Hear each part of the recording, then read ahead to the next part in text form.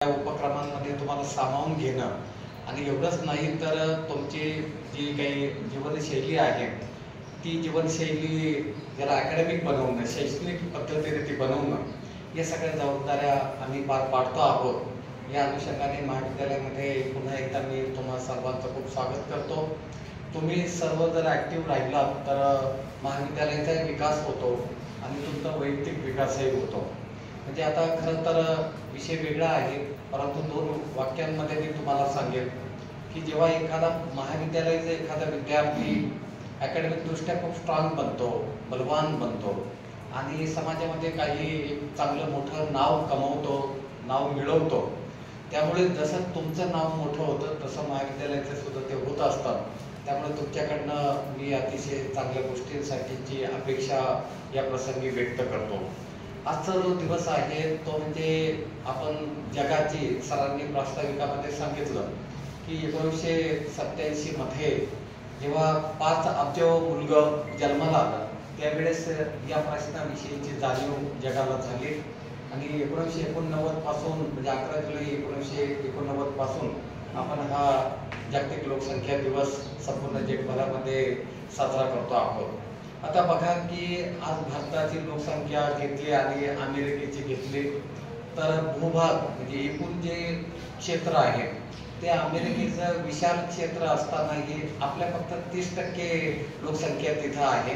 त्यामुळे फायदा असा त्यांना होतो की आज जगावरती ते अधिराज्य गाजवत आहे. याचं कारण असं आहे की त्यांच्याकडे असलेल्या ज्या भौतिक जेवढ्या सुविधा आहेत त्या फार मोठ्या प्रमाणात आहे. म्हणजे उत्पादित जे सगळे घटक आहे म्हणजे अन्न, पाणी, काय जे असेल त्याला जगण्यासाठी जेवढे घटक आपल्याला हवे असतात त्याची मुबलकता तिथे आहे.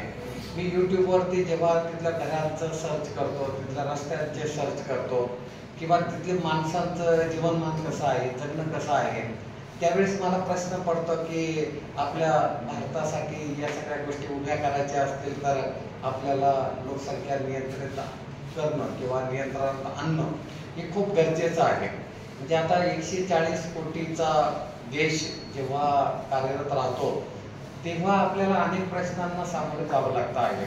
पण त्यातले अगदी शिक्षण आहे, त्यातलं सगळ्यांच्या राहण्याची व्यवस्था आहे, सगळ्यांसाठी घरं आहे, सगळ्यांसाठी रस्ते आहेत, सगळ्यांसाठी अन्न आहे, सगळ्यांसाठी जगण्यासाठी आवश्यक सुविधा आहे. म्हणजे अन्न, वस्त्र, निवारा ह्या तर मूलभूत सुविधा झाल्या, परंतु त्याच्याबरोबरच या देशातील माणसं, या देशातील नागरिक त्यांना सगळे हक्क आणि त्याचे कर्तव्य देणं याच्यासाठी आपल्या देशावरती या सगळ्या लोकसंख्येमुळे ताण पडतो आहे. मी तुम्हाला इथलं एक उदाहरण देतो येवल्याचं. मी जेव्हा 1998 मध्ये आलो तेव्हा आपल्या कॉलेजच्या पुढचा जो परिसर आहे 1-2 इमारती जर सोडल्या तर पूर्ण म्हणजे आता जे राधाकृष्ण लॉन्स आहे, माऊली लॉन्स आहे, इथपर्यंत सगळं शेती पिकाऊ होते. म्हणजे आम्ही जायचं ये जा करायचं तेव्हा तिथे पिकं असायचे आणि जवळजवळ अंगणगावपर्यंत दिसू शकत होतं. म्हणजे आज जर येवल्याचा विस्तार या 25 वर्षामध्ये जर बघितला तर इकडे कोटमगाव रोडला काहीच नव्हतं. म्हणजे आपण एकदा चौफुली ओलांडली की थोडेसे हॉटेल्स, थोडेसे घरं, त्यानंतर सगळा परिसर हा पिकाऊ होता, म्हणजे शेती पिकली जात होते. तेच मनमाड रोडची परिस्थिती आहे, तेच आपल्या कोपरगाव रोडची परिस्थिती आहे. या सगळ्या गोष्टी मी का सांगतो की लोकसंख्या वाढते आहे, लोकांना राहण्यासाठी घरं हवी आहेत, त्यामुळे नॉन ॲग्रिकल्चर साठी बरीचशी जमीन आता खर्ची पडते आहे आणि त्यातून मग सगळ्यात साधन सामुग्री वाढते. म्हणजे आता बघा की आपल्याकडे आता भुयारी गटार चाललेले आहेत. आता हे त्यांनी 25 वर्षाचा प्लॅन केला असेल की 25 वर्षामध्ये एवढे लोक इथे राहतील, एवढं सांडपाणी असेल आणि एवढं त्याच्यामधनं मैला किंवा ते सांडपाणी त्यात निघून जाईल. पण मी तुम्हाला सांगतो की 25 वर्षानंतर पुन्हा ही प्रश्न निर्माण होणार आहे, कारण लोकसंख्या अफाट वाढते आहे आणि लोकसंख्या आली की मग माणसाला सगळंच. आता पाण्याचं बघा, तुम्हाला सांगतो की जेव्हा इथे तलाव झाला तेव्हा असं म्हटलं जात होतं की येवल्याला कधीच पाण्याची कमतरता पडणार नाही, परंतु लोकसंख्या इतकी झपाट्याने वाढते आहे किंवा स्थायिक होणाऱ्यांची संख्या एवढी मोठी होते आहे की जे 70,000चं जे शहर होतं त्याची आता संख्या लाखापर्यंत जाऊन पोहोचली. आणि मग लाखापर्यंत जेव्हा शहर जातं तेव्हा सगळ्याच गोष्टींवरती तुमचा ताण येतो. रस्ते, भूमी तेवढीच आहे, ती भूमी तर काही वाढणार नाही. मग आपण काय करतो की जे काही रहिवासी जे जागा आहेत त्या वाढवतो आणि त्यातून मग आपले सगळेच प्रश्न पुढे निर्माण होणार आहे. म्हणजे आज बघतो आपण की 8 दिवसाने 5 दिवसाने पाणी आपल्याला येतं. आज बघा की फळं किंवा हे याचाही आपल्याला ताजी फळं लवकर मिळत नाही, कारण जे मिळतात ते घेणाऱ्याची संख्या जास्त राहते, कारण कमी उपलब्ध होतात. म्हणजे अशा सगळ्याच गोष्टींचा ताण इथे आपल्यावरती निर्माण होतो. आणि मग समाजाचं जो स्टँडर्ड आहे तो वाढवण्यासाठी काही अडचण निर्माण होतात. म्हणजे आज तुम्ही जर बघितलं तर की प्रत्येकाला घर, निवास असलं पाहिजे, हे शास्त्राचं धोरण आहे. पण आज सगळ्यांना आपण निवास देऊ शकतो का? लोकसंख्येमुळे नाही देऊ शकत. म्हणजे अनेकांना मग झोपडपट्टीमध्ये राहावं लागतं. आज मुंबईची जर परिस्थिती तुम्ही लक्षात घेतली तर एवढी मोठी आशिया खंडातील एवढी मोठी झोपडपट्टी मुंबईमध्ये आहे. आता मला सांगायची, माणसं झोपडपट्टीमध्ये राहतात किंवा त्यांचं उत्पन्न बिलो पॉवर्टी लाईन मध्ये, त्यांचं जे राहणीमान ते आपण उंचावू शकत नाही. कारण या देशामध्ये त्यांना जेवढ्या गरजा आहेत तेवढ्या गरजा पूर्ण करणे शक्य होणार नाही. त्यामुळे आता नवीन पिढीला आपल्याला या दिवसामुळे संदेश पोहोचवायचा आहे की आज आपण भारतामध्ये साधारण 2 अपत्य होऊ देतात. म्हणजे साधारणपणे प्रत्येक व्यक्तीला 2 अपत्य शासनाच्या नियमाप्रमाणे अडचणी नाहीये. परंतु आता 3 म्हणजे 2005 नंतर जर 3रं अपत्य असेल एखाद्या म्हणजे दाम्पत्याला, तर त्याचा शिक्षणाचा खर्च गव्हर्नमेंट उचलत नाही किंवा त्याच्याविषयीची फार काळजी आता गव्हर्नमेंट करणार नाही. आता भविष्य काळामध्ये असाही विचार करावा लागेल की हम दो हमारा एक, म्हणजे आम्ही दोघं आणि आम्हाला एकच बाळ, एकच मुलगा असू दे मुलगी असू दे, ते एकच अपत्य ठेवावं लागेल, कारण त्याशिवाय पर्याय नाहीये. म्हणजे लोकसंख्या एवढी झपाट्याने वाढते आहे की या सगळ्या मूलभूत जेवढ्या गरजा आहेत त्या भागणं अशक्य होतं. आणि मग देशाला जी प्रगती करायला हवी असते ती केली जात नाही. आता याच्यातून अनेक वेगवेगळे प्रश्न निर्माण झालेले आहेत, त्याची चर्चा सगळे वक्ते करतीलच. कारण जेव्हा लोकसंख्या वाढते तेव्हा काय होतं माहितीये की सगळ्या अन्न पाणी याच्यावरती जसा परिणाम होतो तसा देशाच्या स्टँडर्ड वरती परिणाम होतो. कारण लोकसंख्या वाढल्यामुळे सगळ्यांना सगळ्या गरजा पूर्ण होत नाही आणि मग त्याच्यातून मग गुन्हेगारी वाढते, बेकारीचं प्रमाण वाढतं, त्याच्यानंतर बाकीचे खूप सोशल प्रॉब्लेम्स निर्माण होतात. आज बघा, दररोज वर्तमानपत्र वाचलं तर हे सामाजिक जे प्रश्न आहेत ते खूप इतके झपाट्याने वाढत आहे.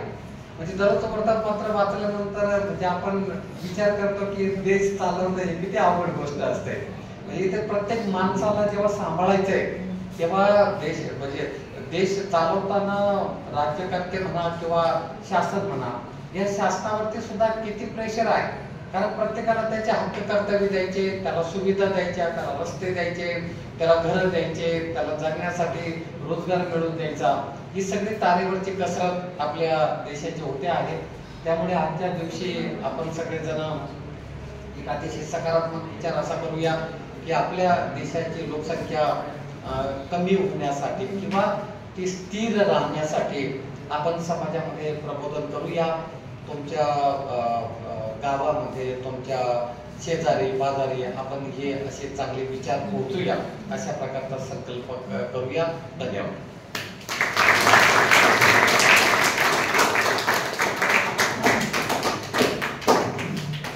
धन्यवाद सर. आपण लोकसंख्या दिनाचं महत्त्व अतिशय सुंदर शब्दामध्ये इथं व्यक्त केलेलं आहे. वाढती लोकसंख्या आणि उपलब्ध साधन सामग्री, पाणी याचं नियोजन करणं गरजेचं आहे, हे आपण आपल्या भाषणातून स्पष्ट केलेलं आहे. धन्यवाद सर. आजच्या या कार्यक्रमाप्रसंगी आपल्या महाविद्यालयातल्या विद्यार्थिनी मनोगत व्यक्त करू इच्छिता. त्यासाठी इयत्ता 12वी कला शाखेची विद्यार्थिनी कुमारी साक्षी पवार इथं आपलं मनोगत व्यक्त करीत आहे.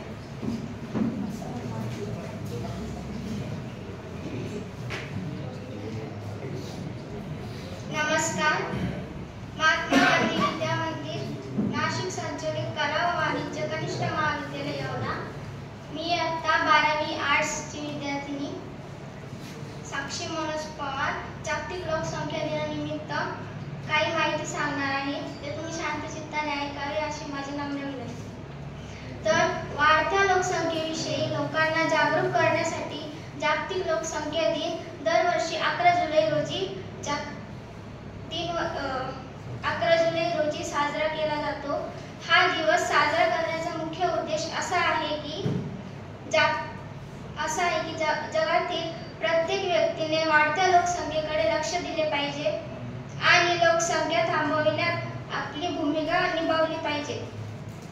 11 जुलै रोजी जागतिक लोकसंख्या दिन साजरा करण्यास संयुक्त राष्ट्र विकास कार्यक्रमाच्या गव्हर्निंग काउन्सिलने 1990 मध्ये सुरुवात केली होती. त्यावेळी जगातील लोकसंख्या सुमारे 500 कोटी होती. हा दिवस 11 जुलै 1990 रोजी 90हून अधिक देशांमध्ये प्रथम साजरा करण्यात आला. सध्या चीन आणि भारत हे जगातील सर्वाधिक लोकसंख्या असलेले देश आहेत. सध्या जागतिक लोकसंख्या दिनानिमित्त विविध कार्यक्रम आयोजित केले जातात, ज्यामध्ये लोकसंख्या वाढीमुळे होणाऱ्या धोक्यांविषयी लोकांना सावध केले जाते आणि त्यापैकीच आपला हा कार्यक्रम आयोजित केलेला आहे. या निमित्ताने जागतिक लोकसंख्या वाढीमुळे होणाऱ्या धोक्यांविषयी लोकांना सावध केले पाहिजे. यासाठीच आपण दरवर्षी 11 जुलै रोजी जागतिक लोकसंख्या दिन म्हणून साजरा करतो. धन्यवाद. त्यानंतर मनोगत व्यक्त करण्यासाठी येत आहे कुमारी आकांक्षा कोवे.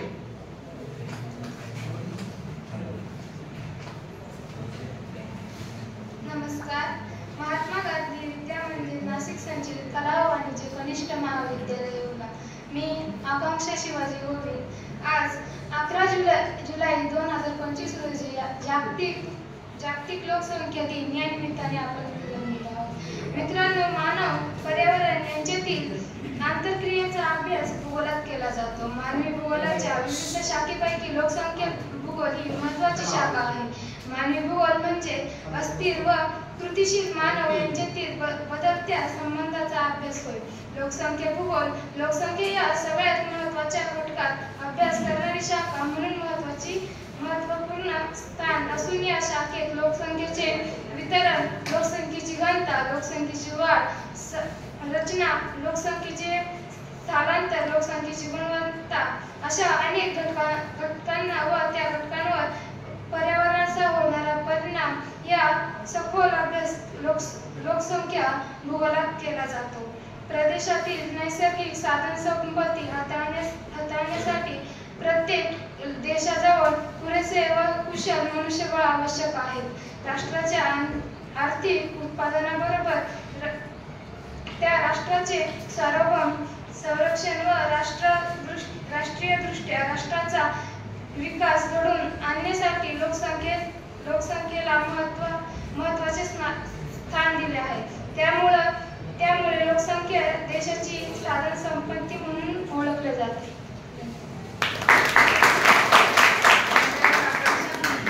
आजच्या कार्यक्रमाचे प्रमुख वक्ते प्राध्यापक RS चव्हाण सर यांना विनंती करते की त्यांनी लोकसंख्या विषयी मोलाचं मार्गदर्शन करावं.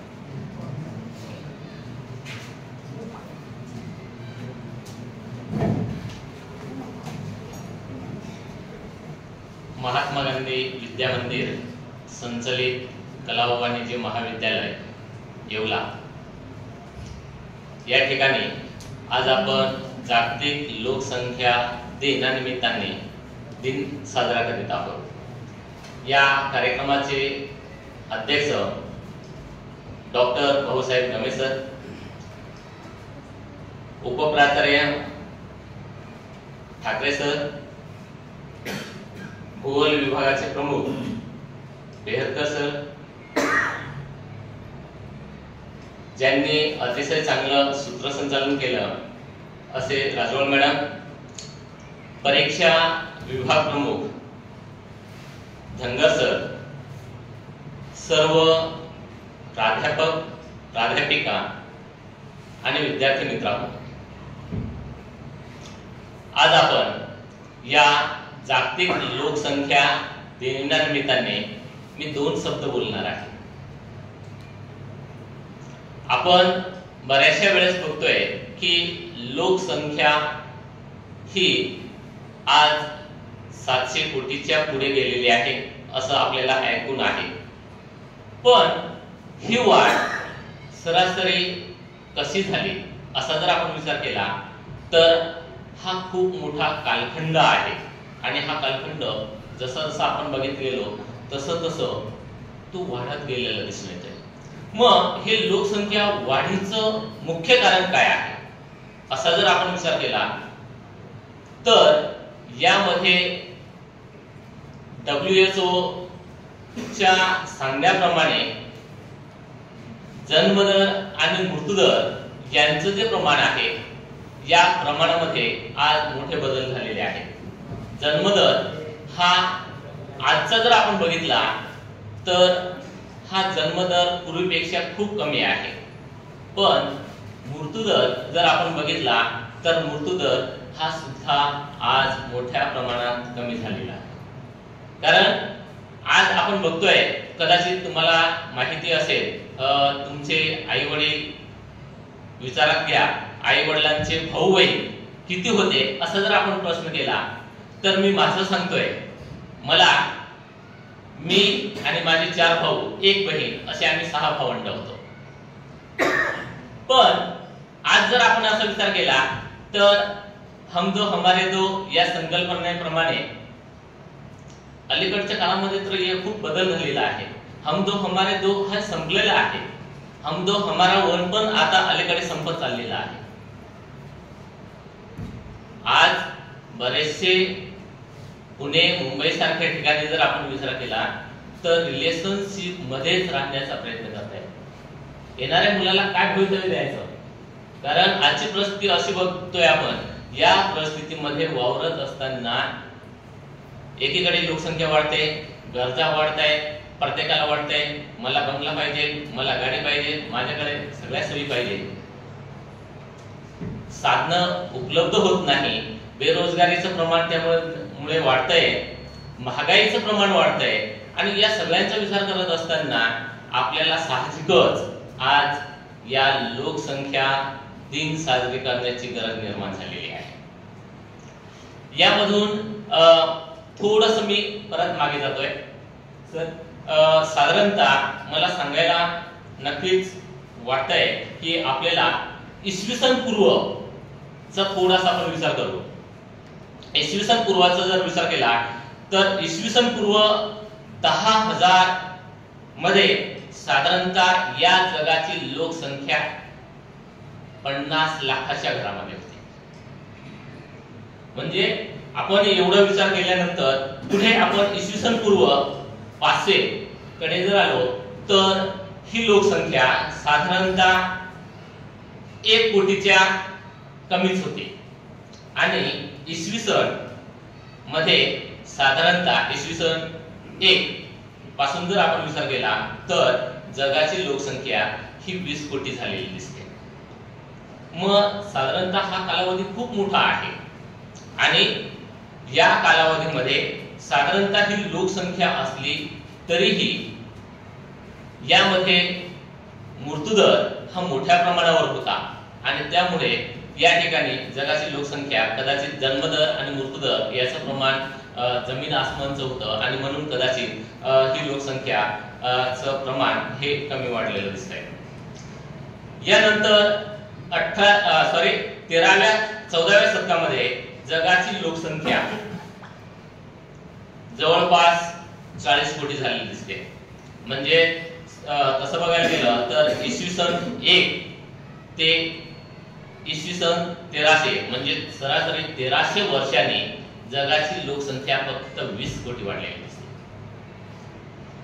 याच्या पुढे आपण गेल्यानंतर असा विचार केला तर साधारणतः 18व्या शतकामध्ये ही जगाची लोकसंख्या 90 कोटी झालेली दिसते. 19व्या शतकामध्ये इसवी सन 1800 यामध्ये 90 कोटी झालेले दिसते आणि साधारणतः इसवी सन 1850 मध्ये जगाची लोकसंख्या ही 120 कोटी झालेली दिसते. म्हणजे साधारणतः 18व्या शतकापासून पुढच्या 50 वर्षामध्ये ही लोकसंख्या साधारणतः 30 कोटी वाढलेली आहे. पुढच्या 50 वर्षामध्ये ही 30 कोटी वाढलेली दिसते.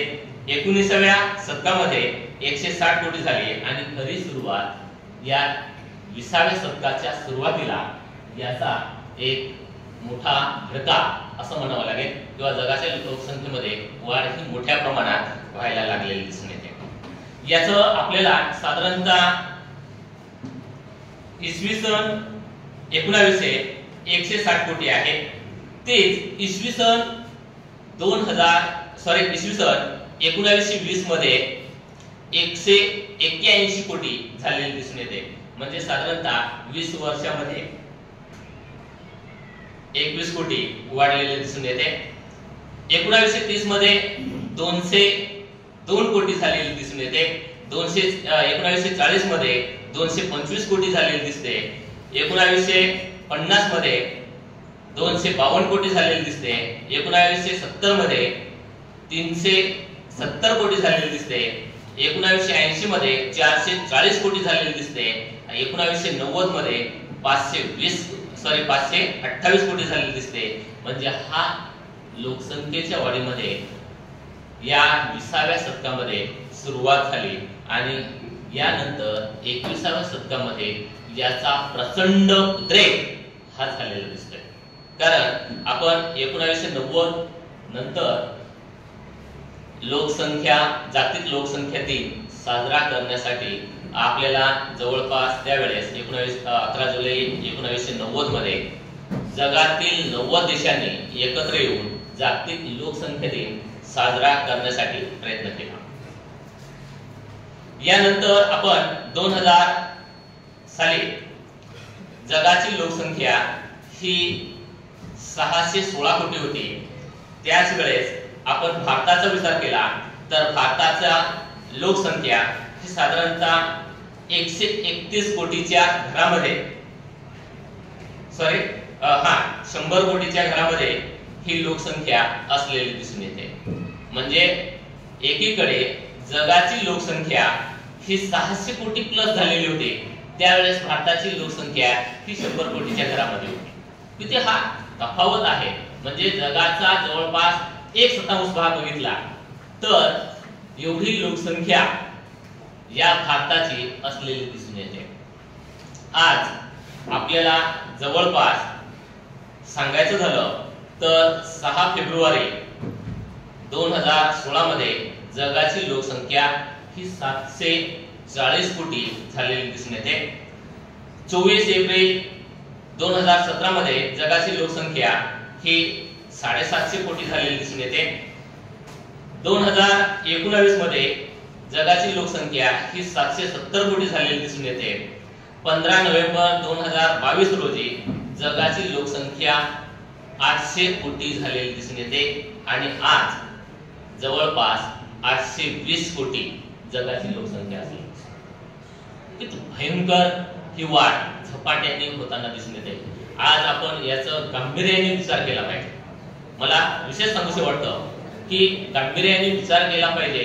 कारण जर समजा ही संख्या दिवसेंदिवस वाढत आहे आणि ही अशीच वाढत राहिली तर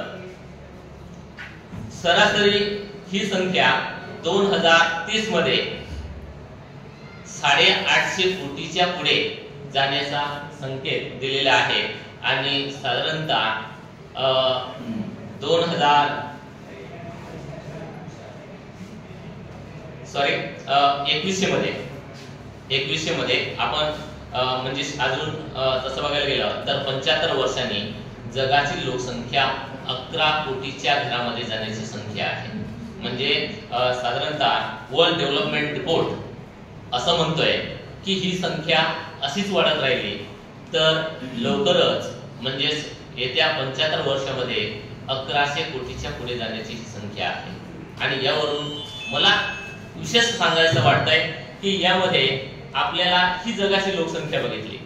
भारताची लोकसंख्या थोडस आपण दुर्मिळतेने वरवर चर्चा करणार आहोत. जगाची लोकसंख्येच्या तुलनेने भारताची लोकसंख्या कशी होती. मी खूप मागे जात नाही. आपण 20व्या शतकापासून थोडीशी सुरुवात करूया. साधारणतः 1901 मध्ये भारताची लोकसंख्या ही 23,84,00,000 त्यावेळेस भारताची लोकसंख्या होती. भारताला स्वातंत्र्य मिळालं 1947 मध्ये, त्यावेळेस भारताची लोकसंख्या ही 33 कोटी होती. आणि आज भारताची लोकसंख्येचा विचार केला तर भारताची लोकसंख्या ही 140 कोटीच्या पुढे आहे. सरांनी आता सांगितलं होतं की भारत हा जगामध्ये पहिल्या क्रमांकाचा देश लोकसंख्येच्या दृष्टिकोनातून होत आहे किंवा झालेला आहे. हे सत्य आहे. मग या लोकसंख्या वाढीचा परिणाम काय काय होतोय याचं एक उदाहरण मी तुम्हाला सांगतोय. आज आपल्याला बऱ्याचशा वस्तू, कुठली वस्तू घ्या त्याच्यामध्ये भेसळचं प्रमाण मोठ्या प्रमाणावर दिसतंय. जाधव मामा मी काल परवाच एक विचारलं तर जाधव मामाने सांगितलं एवढीशी साय होती, साय एवढीशीच होती, त्याच्यामध्ये अर्धा किलो तूप दिलं. अर्धा किलो एवढ्याशा सायमध्ये होणार का? बऱ्याचशा विद्यार्थ्यांच्या घरी गायी आहेत, म्हशी आहेत. विद्यार्थ्यांनी मला याचं उत्तर सांगायचं आहे. जर समजा सरासरी अर्धा किलो तूप काढायचं असेल तर त्यासाठी किती साय असणं गरजेचे आहे? आणि एवढंच नाही तर विद्यार्थी मित्रांना मला सांगूशे वाटतंय, येवल्यामध्ये जे आज चाललेलं आहे, आज आपण हरियाणा, पंजाब कडनं ज्या जर्सी गायी होत्या त्या जर्सी गायीचं उत्पन्न हे मोठ्या प्रमाणात येवल्यामध्ये दिसतंय. आज या पंजाबने किंवा हरियाणाने या जर्सी गायी तिथून हुसकून लावलेले आहेत. त्याचं कारण असं आहे की त्या ठिकाणी जवळपास येणारा जन्माला बाळ याला सुद्धा कॅन्सरचं प्रमाण दिसतंय. आणि 90% जी लोकसंख्या आहे त्यांना कॅन्सरची लागण झालेली दिसते. जर समजा आपण खरंच असं म्हणावं लागेल की लोकसंख्या वाढते पण त्याचा हा एक परिणाम सुद्धा आहे. सर, भविष्यामध्ये आज आपल्याला नवनवीन रोगांचे नावं माहिती होत आहेत. आपले आजी आजोबांनी विचारा, जर समजा असतील तर त्यांना या रोगांचे नावं सुद्धा सांगता येत नाही. कारण त्यावेळेस येणारा ताप, माझे वडील म्हणायचे आम्हाला दिवाळीच्या दरम्यान ताप यायचा, त्याला दिवाळी ताप असं म्हटलं जात होतं. किती भयंकर आहे. आज आपल्याला तुम्हाला सांगतोय कॅन्सर, हृदयविकाराचे झटके या व्यतिरिक्त कितीतरी प्रकार असे रोग आपल्याला दिसत आहेत. आताच आपण कोरोना महामारीतून बाहेर आलेलो आहे. आणि या सगळ्यांचा विचार करत असताना साहजिकच मला येवला शहराविषयी थोडंसं बोलूशी वाटतंय. साधारणतः येवला शहराची स्थापना हे रघुजी बाबा शिंदे यांनी स्थापन केले. त्यावेळेस साधारणतः या येवल्याची लोकसंख्या ही फक्त हजाराच्या घरामध्ये होती. आज येवल्याची लोकसंख्या जर बघितली तर येवल्याची लोकसंख्या ही 2001 मध्ये 43,205 होती. 2011 मध्ये येवल्या शहराची संख्या आहे, लक्षात असू द्या, ही साधारणतः 49,826 होती. आणि आज ही संख्या जवळपास 70च्या घरामध्ये पोहोचलेली आहे. म्हणजेच यामध्ये आज आपण विचार केला तर साहजिकच येवल्याची संख्या दिवसेंदिवस ही वाढत चाललेली आहे. येवला शहराचे घनता जर बघितली, लोकसंख्येची घनता, तर ही 3,896 चौरस किमी एवढं ही घनता असलेली दिसून येते. आणि यामध्ये आपल्याला साहजिकच यावरून लक्षात येत आहे की लोकसंख्या किती झपाट्याने वाढताना दिसून येते. येवला तालुक्याची सरासरी लोकसंख्या आजची आपण बघितली तर या लोकसंख्येमध्ये जवळपास 2.25 लाख येवला तालुक्याची लोकसंख्या आहे आणि या अजून 50 वर्षांनी, मी असं म्हणत नाही, पण पुढील 5 वर्षांनी ही संख्या 3 लाखाच्या पुढे असेल. अजून 5 वर्षांनी. म्हणजेच आपल्याला यावरून लक्षात येते की लोकसंख्या वाढत चाललेली आहे. एकीकडे जन्मदर कमी झालेला आहे, मृत्यूदर पण कमी झालेला आहे. मृत्यूदर कमी होणं, जन्मदर कमी होणं आणि यामुळे आज दिवसेंदिवस WHO ने मोठमोठ्या संशोधनामधून मृत्यूदर कमी करण्यामध्ये यश मिळवलेलं आहे. परंतु असं असेल तरीही आपल्याला भविष्यामध्ये ज्या वेगवेगळ्या समस्या आहेत त्या समस्यांना सामोरे न जाता याच्यावर उपाययोजना करणं गरजेचं आहे. कारण नुसतं आपण लोकसंख्या वाढवणं कमी केलं आणि उपाययोजना केल्या नाहीत तर ही लोकसंख्या वाढत जाणारच आहे. सरांनी जसं सांगितलं होतं की या कॉलेज पासून जो अंगणगावकडे जाताना कुठलेच परिसर वाढलेला नव्हता, पूर्ण जंगल होतं, शेती होती. ते जंगल शेती आज पूर्ण संपुष्टात आलेलं आहे. पण तसं नाही, तुम्हाला कदाचित वाटत असेल, पण आज रायत्यापर्यंत याचा पसार हळूहळू होत चाललेला आहे. कारण आणि इकडे जसं सावरगावच्या अलीकडे म्हणजे धानोरेपर्यंत याचा परिसर झालेला दिसून येतोय आणि याचा अजून पुढील 10 वर्षामध्ये जर आपण विचार केला तर सावरगाव हे येवल्याला जोडलेलं असेल. त्यासाठी उपाययोजना करणं गरजेचं आहे. मग उपाययोजना काय काय करावे लागणार आहेत? पाठीमागे उपाययोजना काय काय करावे लागणार आहेत हे तुम्हाला करावं लागणार आहे. कारण या देशाचे शिल्पकार म्हणून हा तरुण आहे. या देशाचा शिल्पकार हा तरुण आहे. तरुणांनी पुढे येणं गरजेचं आहे. आज पर्यावरणाची तोड हे मोठ्या प्रमाणावर होत आहे. कशासाठी? औद्योगिकरण आणि शहरीकरण यांचं प्रमाण वाढवण्यासाठी. एकीकडे आपण म्हणतोय की आपला विकास झाला पाहिजे, पण दुसरीकडे आपण म्हणतोय स्वच्छ पर्यावरण मिळालं पाहिजे. एकीकडे जंगलांची तोड करतोय, एकीकडे स्वच्छ पर्यावरण मिळालं पाहिजे. आपल्याला खरोखर लोकसंख्या ही नियंत्रणात आली तरच हे शक्य आहे. जमीन वाढते का विद्यार्थी? जमीन वाढते का?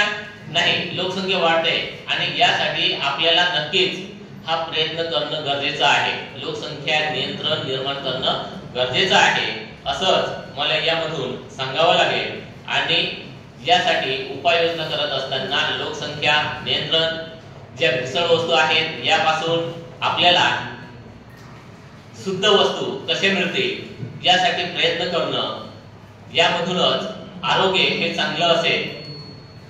एवढं बोलून मी माझं 2 शब्द संबोधतो.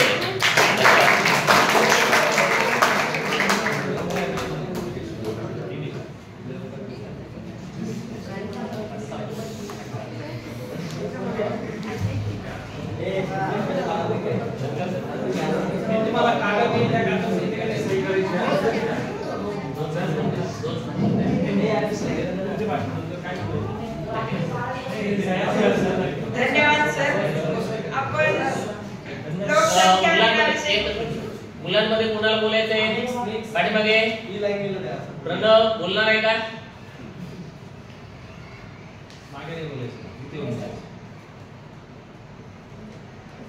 ठीक आहे. धन्यवाद सर. आपण लोकसंख्या दिनाविषयी अत्यंत मोलाची अशी माहिती विद्यार्थ्यांना दिली आणि आपले विद्यार्थी नक्कीच त्याचं मार्गदर्शन घेतील. धन्यवाद सर. आजच्या कार्यक्रमाचा शेवटचा भाग म्हणजे आभार प्रदर्शन. आभार प्रदर्शनासाठी मी प्राध्यापक जवान सर यांना विनंती करते की त्यांनी आभार प्रदर्शन.